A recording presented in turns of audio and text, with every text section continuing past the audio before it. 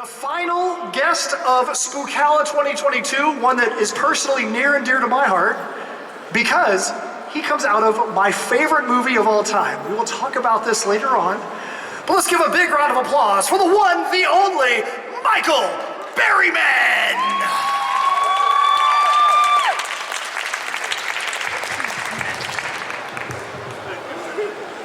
Mike's not on. Oh, here we go. Are you messing with poor Michael Berryman? I don't know. Oh my gosh. It's on now. It's on now. Thank you for that lovely introduction. Absolutely, absolutely. Nice hat, by the way. Thank you, sir. Thank you, sir. So real quick, before we even get started, didn't you say that after your panel, you've got something going on at your booth? Actually, we got a donation for Champagne Critters. Next to my table is our dear friends from Champagne Critters, which is Animals Rescue and Sanctuary in Ocala, about 15 minutes from here. But thank you for remembering. That's good. Okay, I wanted to make sure that was taken care of. It was well taken care of. I just want to say thank you all for coming out. Have you all had a great weekend? Yeah. Absolutely. Thank you for our wonderful sponsors, Spookala. I had no idea what to expect, and you know what? The show's just been tremendous. What a wonderful experience. Let's do a hand for our sponsors and the people that put this wonderful show together. So was that you that we saw crowd surfing last night at Ice Nine Kills? No, just kidding. You weren't the crowd surfing. No, we're just playing with you. So you've got a pretty long career that is spanned generations. Let's talk about the things that you feel like you're most known for and why you think those are such iconic roles. What are the favorite roles that you've had that you think have really put you on the map as an actor? Well, my second day at work was at a mental hospital. I got a phone call from my agent, and he said, "You're going to do One Flew Over the Cuckoo's Nest." I said, "Really?" I said, who's going to be in it? And they go, "Well, it's being produced by Michael Douglas, Saul Zaentz, Joel Douglas, and there's a guy by the name of Jack Nicholson that's going to play McMurphy." And I said, "You're kidding me." He says, "No." So I wound up going to Salem, Oregon, to Oregon State Hospital. It was a real hospital. We had a whole floor to ourselves. The doctor in the movie was the real main doctor in charge of the state hospital, Dr. Dean Brooks. And I was there for 127 days. And you got to understand, this was my second job, second day as an actor, and I'd never been an actor before in my life. I had started with a guy by the name of George Powell. He did War of the Worlds, Journey to the Center of the Earth, The Time Machine. I met him in Venice Beach. I was getting ready to homestead in Alaska, and he came up to me at this little store I was in, and he says, "Are you an actor?" And he did this, framing my face. And I go, I'm just messing with him. I go, "No, I'm not an actor. Who are you?" And he says, "I'm George Powell." And I go, "Do you know who you are? You did what?" And he patted me on the shoulder and he says, "Here's my card. Call my office. I want to put you in a movie." And I go, "Warner Brothers." So I worked one day on a movie called Doc Savage, based on the pulp novels. And I worked a day, got a union card from Screen Actors Guild, $400. And I figured that was it, but they had a casting director that was casting for Cuckoo's Nest. That's how I wound up getting that. So it is my favorite film for the following reasons. I learned my craft. They had Michael Douglas and everybody had handpicked people for the crew. Good Lord, the people that did our sound recording were from the original Mutiny on the Bounty. So on my days off, on a 12, 13-hour day, 6 days a week, I asked a lot of questions, like a 13-year-old could. "Mommy, Daddy, what is this?" And what did I say? What did they say? Why? And I learned stuff. I remember I asked Milos Forman, I said, our director, I said, "What do I need to know to work in this industry?" And he walked me, he's puffing on his pipe, and he walks me over to the camera. It's a Panavision, beautiful big camera. And he says, "I want you to see the camera and look at the lens." I said, "Okay." I'm waiting for this pearl of wisdom, and here's what he says. "I want you to have a love affair with the glass. I wasn't quite sure what he meant, but I think he was pointing to the lens. And then he handed me a book on cinematography. So if any of you are thinking of becoming an actor, stage work is different than film. You'll do a master shot, you come in for close-ups, and for instance, if I'm filming you, they're going to do a reverse, where it's my perspective, and you know what? That could be a day separated. So you start to realize you need a memory, and you need to take notes, and it's not go to the hotel and fall down and party. It's not that, it's work, and you want to do the best rendition of what the writer has in their heart. So the bottom line, we tell stories. So that was my initiation. It was like going to film school. Going to film school on your second day, huh? Yes, sir. So I'm sure that helped to propel you to what is, to most people, what your most known role is, and that's Pluto from The Hills Have Eyes. That was movie number 3. Movie number 3, wow. So I'm sure that most people that are in this room, that's probably where you know him from. So let's talk about this role. What was it like being on The Hills Have Eyes, being cast in that role, being the mutant guy in that movie? What was it like being in that movie? Well, I got a call to go to a meeting, and there was Peter Locke, our executive producer, and then I met this very calm, quiet, tall guy by the name of Wes Craven. And we had a conversation. He says, modern-day cannibal family living in the desert, but he used to be a college professor, Wes Craven was, and what he was trying to display in the film is the parallel stories between two families. We call them the white bread family, or you guys, and then there was the Hills/cannibal family, us. And the similarities where we cared about one another. For instance, when Mercury with the feathers gets pushed off the cliff by the dog, the bionic dog, by the way, that was Mercury. And when Papa Jupe hears that he got killed, what happened? Oh my gosh! So it's about the ethics of these two families. Family is family. Now, what you choose to do, well, we're just trying to survive. There's no 7-Eleven where we are. And I remember the line when we steal the baby, and we were at a movie theater, and there was this mother in the audience. She's sitting in front of me, and I'm dressed like Pluto. And Papa Jupiter says, "Kill the baby."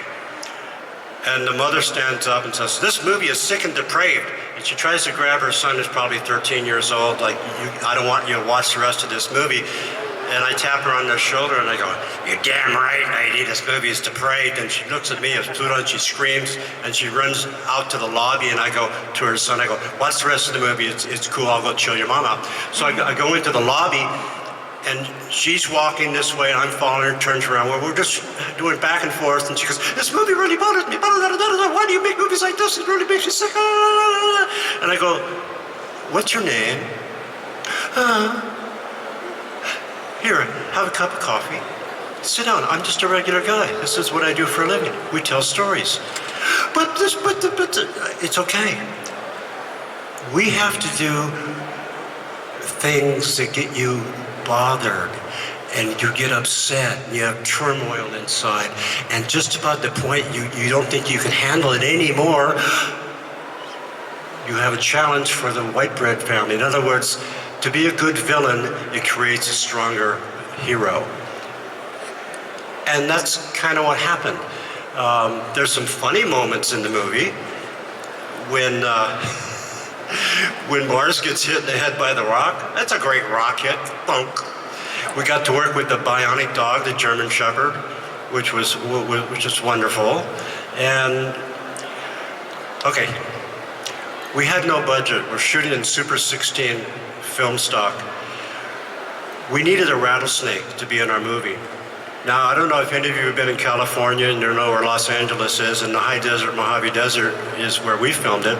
And it's a pretty desolate place. There's good people, and then there's people like, there was actually a ranch where Jim Jones stayed at a compound. I used to go out in the desert at night and hang out at seedy bars and just really creepy places because I wasn't famous, nobody knew who I was. And I had a hobby. And to this day, this is one of my hobbies. Keeping mothers and children not dead, safe. Keeping animals safe and not abused. Keeping animals from being kidnapped and being fed gunpowder from evil people that dogfight them. Well, I'm talking about criminals and really, really bad people. So I would just go to these seedy, horrible bars you would never go to, and I would observe, study people's characters, take mental notes.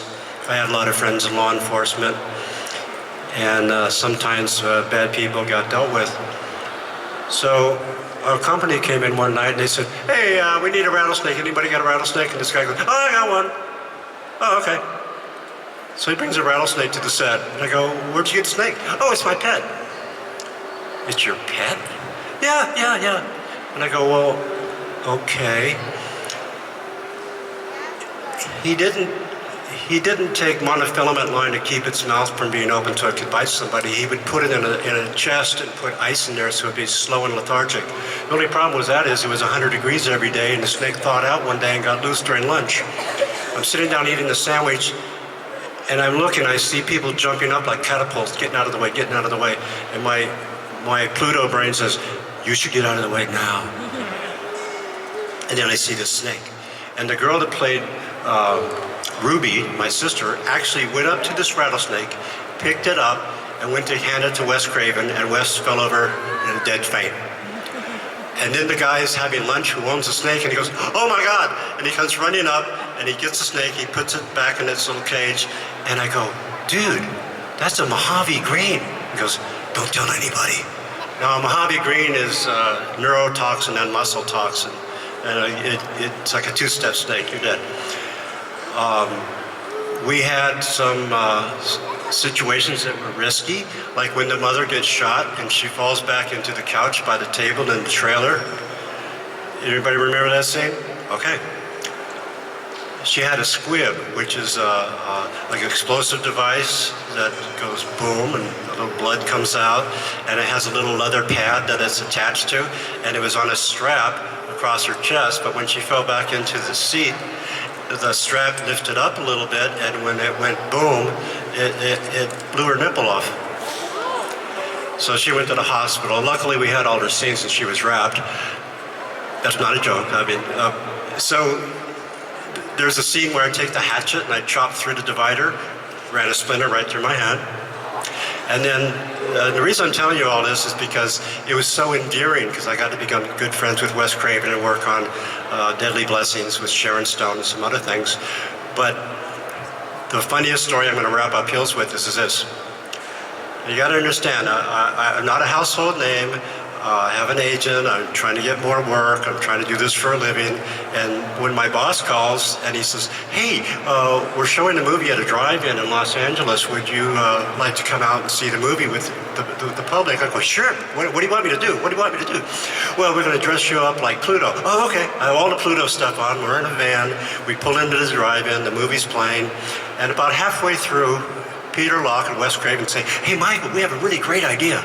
Yeah, what? Go around and bang on car windows and scare people. Oh, okay, great idea. Now, the knife I have in the movie is part of a sheep shear. It's metal.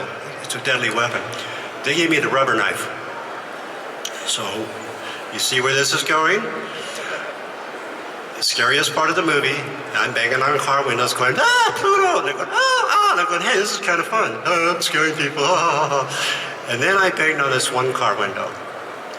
And this girl goes, and then the door opened, and this huge, tall guy gets out of the car with a baseball bat. And here's what he says. You scared my girlfriend, you SOB. I'm going to, this is a quote, I'm going to smash your brains into the dirt with this baseball bat. I was dumbfounded. I couldn't think of anything smart-ass to say. I go, what do I do? I used to be a long-distance runner in college and high school, so I said, I think I better start running.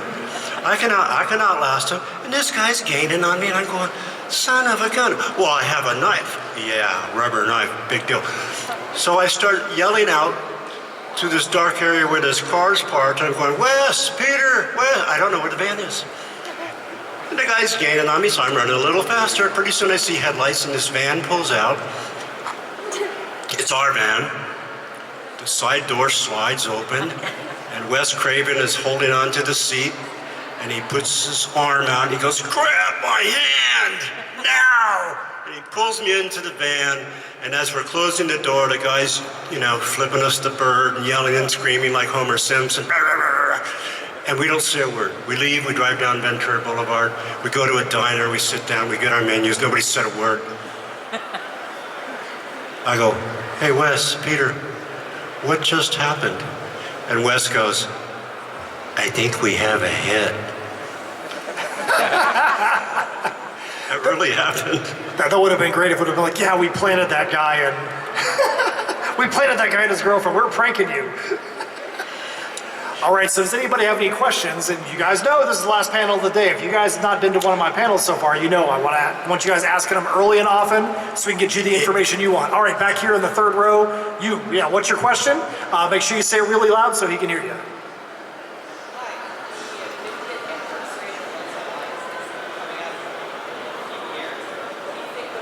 I can't hear. I got it. So what do you think the biggest impact?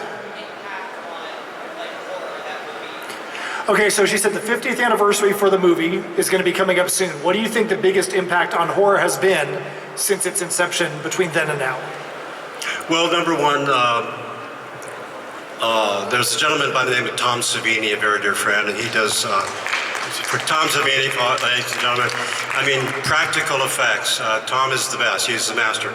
His daughter is a total trip because down in the basement where he would teach special effects makeup, he has all kinds of monsters and outfits, and his daughter's friends just loved coming over and checking all that out. Well, the effect of from the time the Hills started going forward, it was before CGI and other special effects.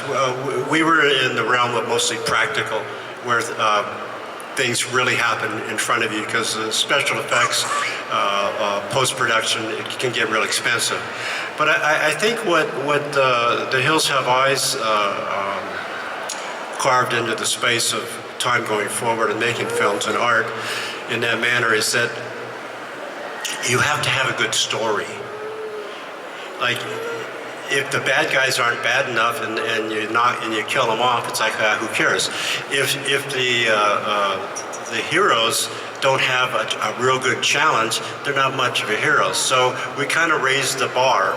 I think it comes down to honesty of, number one, have a good story, 3 arcs. Try to have well-defined characters so you can kind of identify with them and say, well, this person will only they'll go this far, this is their limitations. And then the heroes, a lot of times, they meet a challenge that they don't think that they can accept. And that's called, in screenwriting and storytelling, it's called Dark Night of the Soul, where you think all hope is gone, there is no hope for success. So just as in real life, we have a situation and we have to come to grips with the reality of the situation. That's a great premise. The other way to go is to just have a monster that goes, boo. So the Hills had that type of 3-arc classic writing. And so I really think that, see, Hills was not a splatter film. Number one, we didn't have the budget. But so you depend on character development and a good story that your audience can relate to. And when you have a good scary movie, when you come home from watching the movie, it was only a movie. You go to bed, you tuck the kids in, and you leave a light on in the hallway. That's when you know you've done a good job. Excellent, I love it. Any more questions right now before we move on? Front row, what you got? Did you enjoy working with Rob Zombie and Devil's Rejects? Did you enjoy working with Rob Zombie and Devil's Rejects? Yes, I did. And I'll tell you why. Well, he had really good craft service. That's our snack bar. So whenever you're working with people, you want to feed them. You know, an army runs on his belly. Well, so does a film company. I didn't know in the beginning. I didn't know anything about Rob Zombie. Didn't know about his music or anything about him. Rob Zombie, okay, and he was prepared. Everybody knew what they were supposed to do. He had a good sensibility, a story and what he wanted. He was very concise when he was giving us direction. So we knew what to give him. Now, I will say this. If you're going to do a scene and you're going to do dialogue that is not written down in the script, you get something that happens when you go buy chickens with Ken Foree. And the gentleman that's selling us the chickens, he's a stand-up Southern hillbilly comedian, and he just ad-libbed the whole thing. And I'm standing next to my friend Ken Foree, and he's looking at me like, this guy's going on a script, and he's really building the Cleavon character into something that was not even in the script. So I'm going, wow, he's defining my character, and I'm looking out of the corner of my eye, and Rob is at the monitor, and he's like. And I go, okay, he's the boss. So when he finally shut up, I had no choice but to do, I ain't no chicken, blah, blah, blah, blah, blah, blah, blah, blah. But it worked. And people always, you know, they go, hey man, are you a chicken? And I go, there's kids in the room. And I go, no, I'm nice to chickens. Until it's time to bring their neck. All right, any more questions out here before we move forward? I'll start asking you questions. Uh-oh. All right. Oh, you were just picking your nose. That's okay. See, I grew up on the Universal creature features, watching Elvira, and before that, that was, I think, Seymour, and black and white TV. Okay. My sister and I had babysitters when we were young, and my parents would go out to have dinner. The woman that would house sit, keep an eye on us, would watch TV with us. This is back in the day when television was black and white and sometimes kind of green and gray. Regardless, we would watch scary movies. So she would watch scary movies with us. And she wasn't a real big fan of them, but she was chilling with them.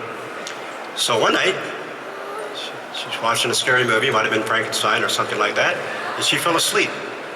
So I turned all the lights off in the entire house.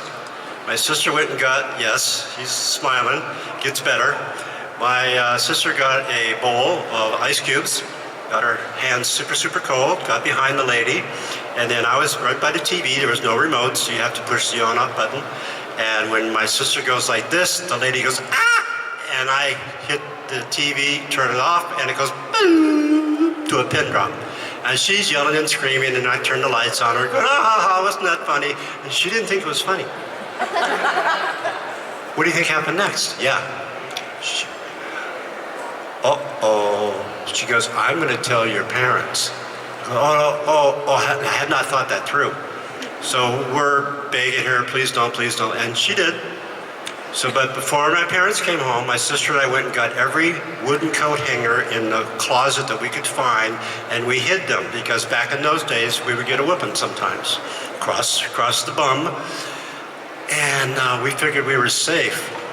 So after the lady left, we got a spanking, and there was no wooden coat hangers. Guess what? Wire coat hangers hurt more. Yeah, so I asked my parents years later, how much more did you have to pay her to come back? You got a question? So you're a kid, what are you gonna do? All right, what you got? What's your follow-up? It's not really, so I have two questions. One, what is your favorite horror movie? Like, Okay, first question, what is your favorite horror movie? Period. All right, I'll say horror movie and then tongue-in-cheek horror movie. Sure. My favorite tongue-in-cheek horror movie has to be Evil Dead. Now for a horror movie, the Daily News. That's why we make horror movies. So you're raising a family, you're living life, You watch the news. I watch stand-up comedy, YouTube and Netflix and stuff like that. But for a horror movie, I would say I like all the Universal classics, of course. Probably, I like sci-fi, and I like sci-fi horror. So my favorite horror movie would probably be, well, I like the original Night of the Living Dead. It's probably one of my favorites. All right, so we're going to shift gears here a little bit because I told you before the panel started that he's a part of my favorite movie of all time. Favorite movie of all time is Weird Science. So, for those of you that have not seen Weird Science, it actually is the first movie, or one of the very first movies that had Robert Downey Jr. in it as well. Oh, yeah. And it's a, John Hughes romantic comedy, sci-fi comedy, and there's a spot where the main characters just don't want to do what this created woman who plays Kelly LeBrock wants them to do. They're not acting like heroes. So she creates a scenario at this party where the mutant biker gang from Mad Max and from Hills Have Eyes basically crash through. Here comes this man appearing in the middle of Weird Science. So tell us about the experience on Weird Science. Weird Science does not get a lot of love as one of the best John Hughes movies. To me, it's the top. I know that there's other ones that have bigger names, but what was your experience like working with those actors that nowadays have got really big names on that set when they were only teenagers? Well, I sensed right away early on during production that Robert was going to take off. He had a charisma, he has a sensibility. Parenthood, I saw him in that. Brilliant movie, great performance. This guy's going to go places. Everybody was delightful to work with. Robert was profoundly proficient at expressing his creativity. And John Hughes just had that sensibility, kind of like Red Skelton did. It's like my grandmother used to say, be childlike, not childish.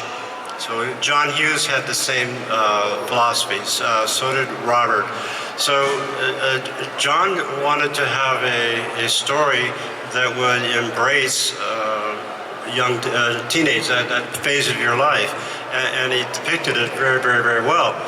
So we all understood the sensibility of the limitation, where we were going to take it, very honestly. So when they're in production, I was on the set during my days off because some of the stunts were incredible. For instance, when the piano player winds up getting up the chimney, well, that was in a sound stage, and she actually went from like 40 feet up and dropped without rigging into that pond. She was quite the stunt woman. When the rocket gets pushed, the missile gets pushed up through the floor.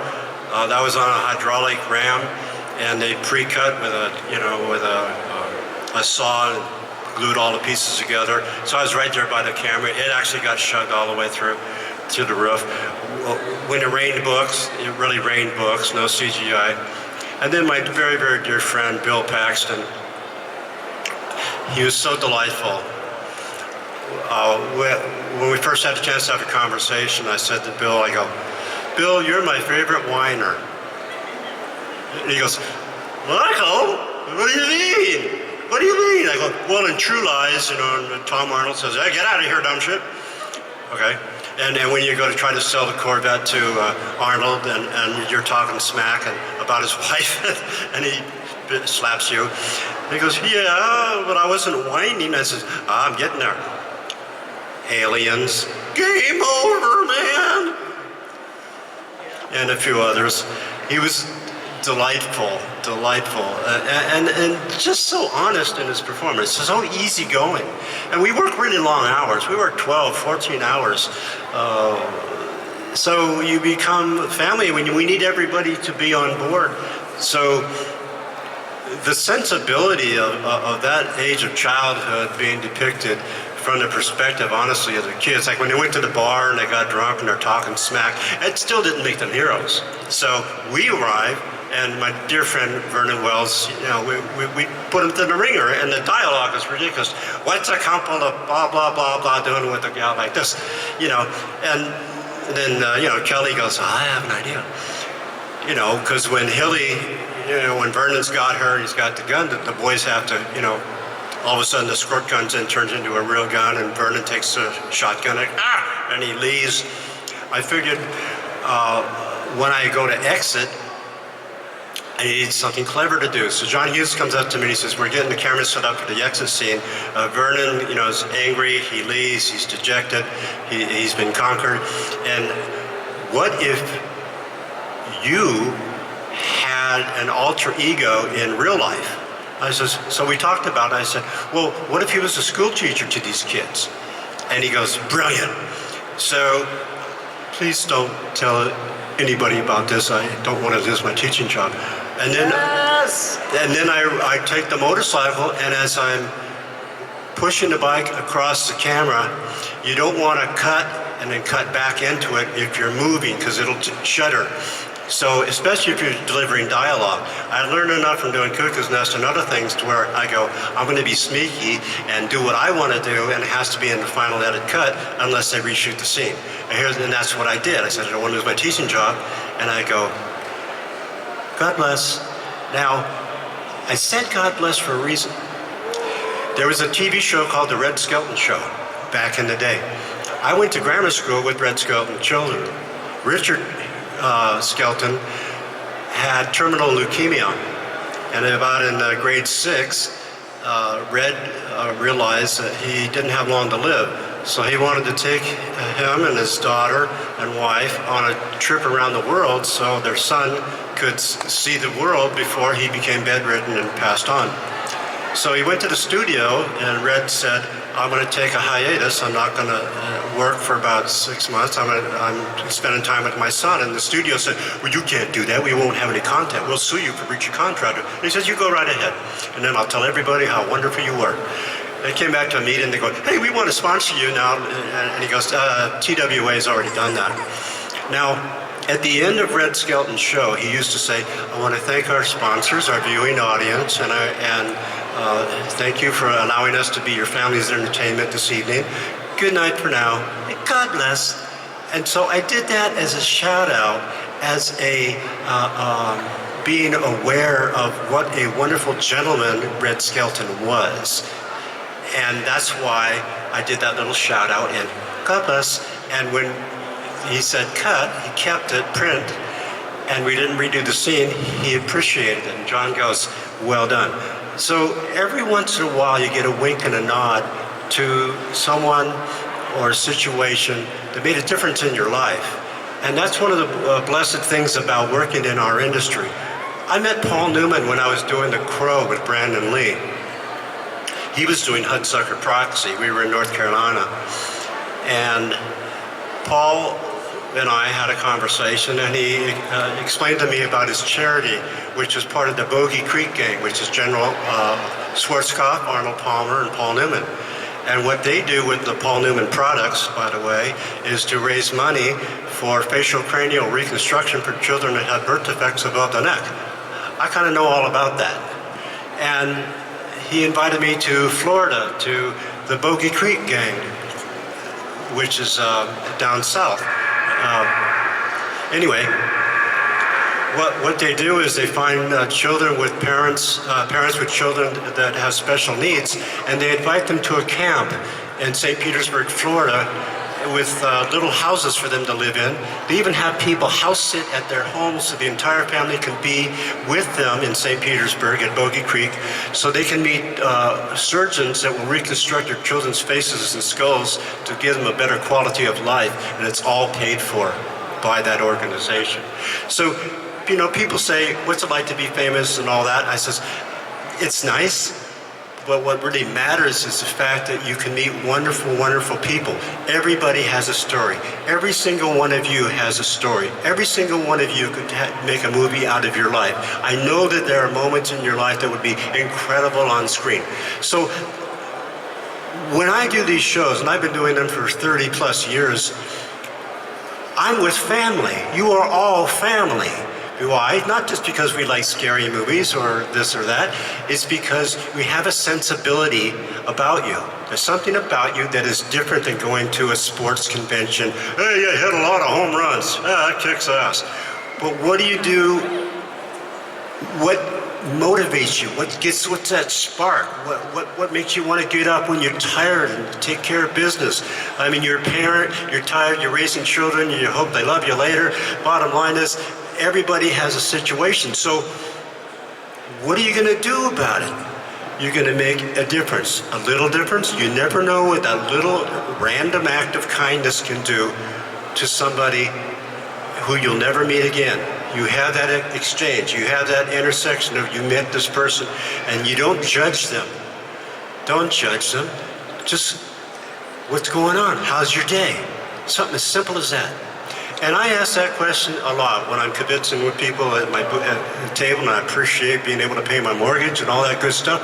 But I like to hear from you, and I do, and you share, and you tell me things that just blow my mind. I met people that have had incredible costumes on, and you wonder, I wonder what they do in a day-to-day 9-to-5 job. I met a guy today who's a research biologist. I've met people that have worn outfits that you go, whoa, that's creepy, and they're firemen, sheriffs. I met a guy that works at a prison. I did a movie in Wheeling, West Virginia, at the prison where they had the riots and they killed all the guards but one. I met the son of that particular gentleman, and he told the story. The reason that his father lived is because he did his job, but he treated them with respect. But he had to watch all the carnage. I went, wow. So what is the lesson? The lesson is we're all in this together. And I love working with youth. I used to do drug and alcohol awareness programs through my friends in the Optimist Club. And I would do 5th and 6th grades. Now in 5th and 6th grade, you don't want a grown up to tell you to do a squat, right? That's okay. I was the same way. So I go to this classroom, and there's parents in there that are volunteering, and they want to see how the education's going. And it was about the time when they said, just say no. That's not enough. You got to be more honest to your kids. Don't bullshit them. So my friends, and one of them was a retired Marine, the other one was Chief of Police for Dade County, Florida, Richard Kroom, who, by the way, for all you older folks, he's the guy that booked Jim Morrison the night of the Miami incident, which was BS. It was his hand. Most intelligent guy I ever booked. His father was an admiral, you know. Yes, I know. So I go into this classroom, and the kids are bored.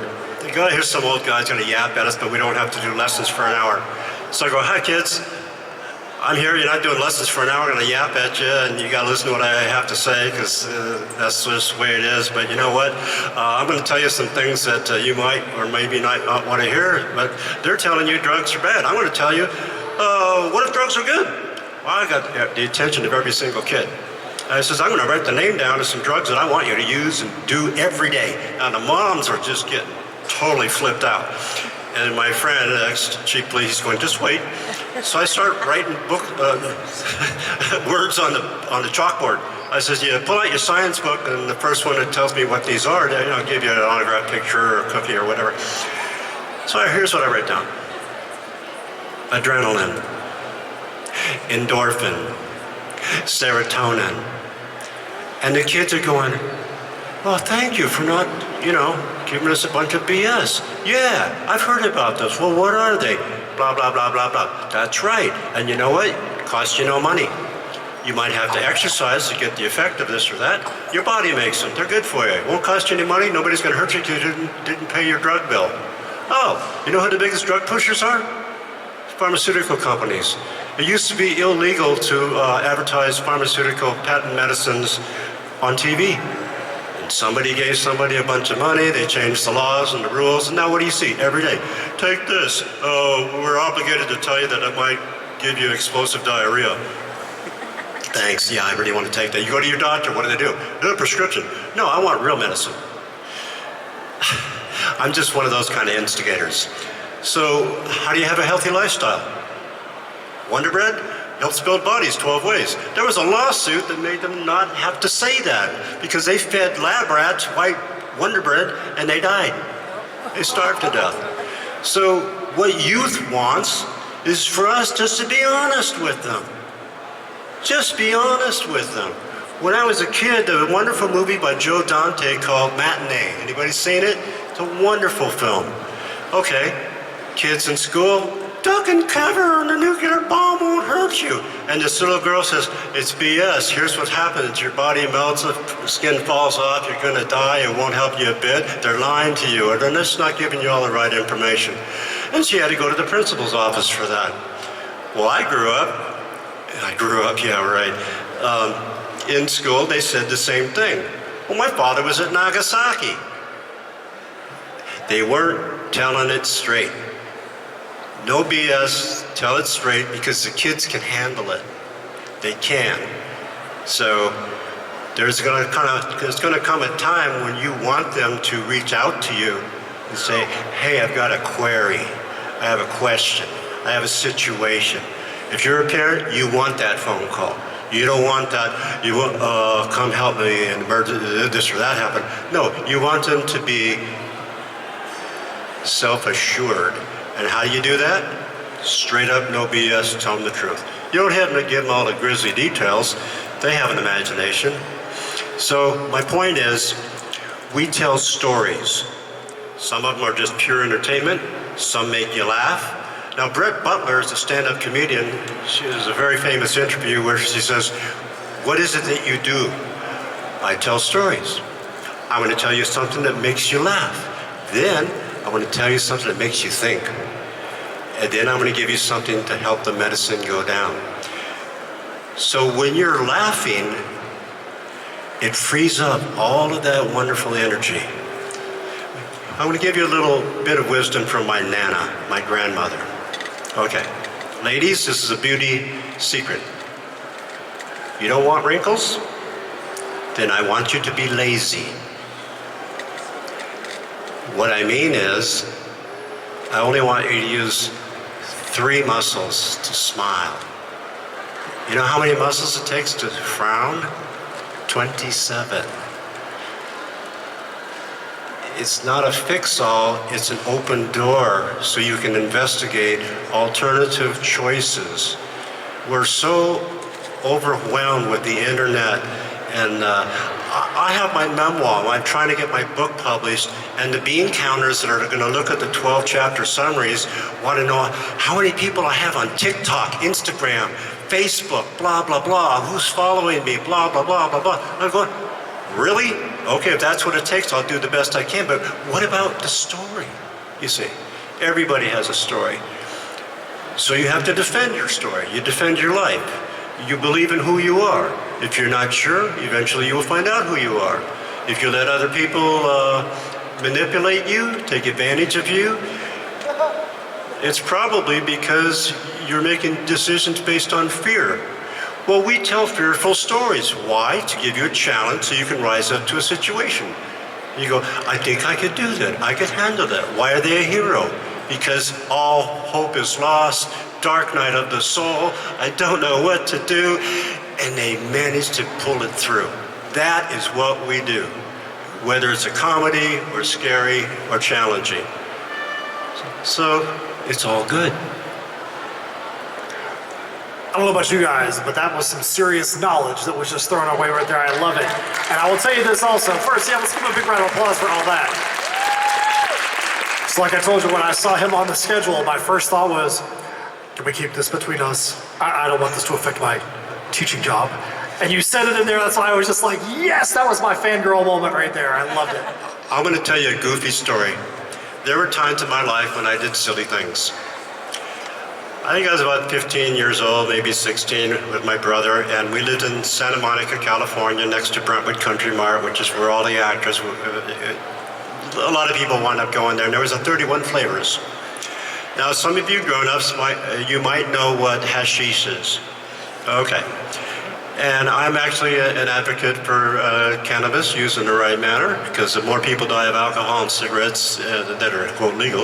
And thank God we've come around to realize that not all those pills that they push on TV and stuff are good for you. It's a no-brainer. Do your homework. Okay. My brother and I, we had a little puff, we got the munchies, so what did we do? We were responsible. We walked 5 blocks to the ice cream store. It was at night. There was only one person in the store, about 9 o'clock at night, and it was Rod Serling, the creator of The Twilight Zone. Out on the San Vicente Boulevard was a Lincoln Continental with his driver. And I look at my brother and I go, that's Rod Serling. He goes, what do we do? I want to talk to him. I go, I don't know. So my brother goes, doo doo doo doo doo doo doo doo, and he goes, oh crap, here, keep the change, and he runs out. I go, that didn't go too well, Greg.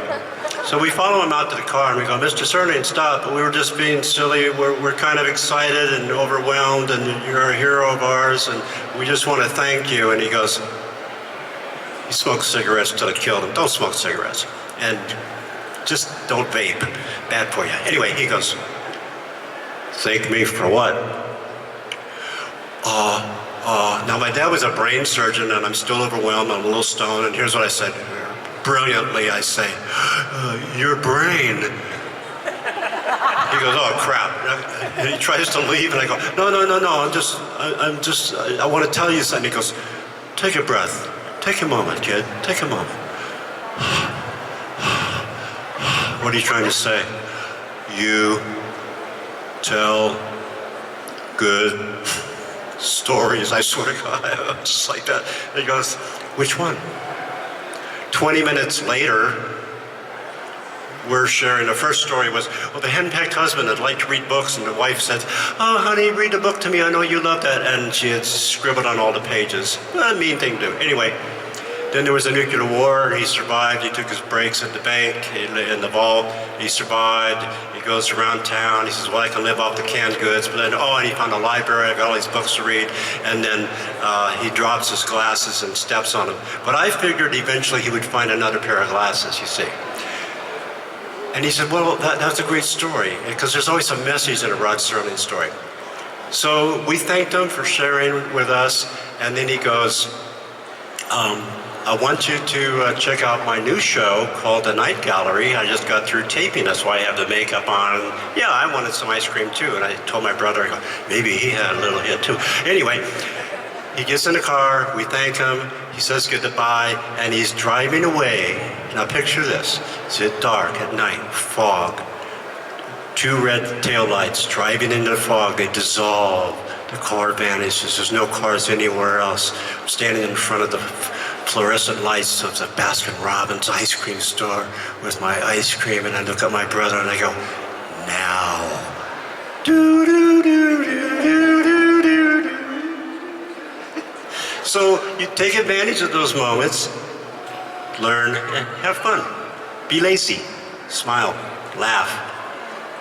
I love it. I could sit here and listen to this guy for hours. Unfortunately, we got the costume contest coming up in 10 minutes. All right. Since this is the final guest of the entire convention, 2022, I want to make sure you guys give him the loudest applause you can, the loudest of the weekend, for the one and only Love you. Michael Thank you. Berryman.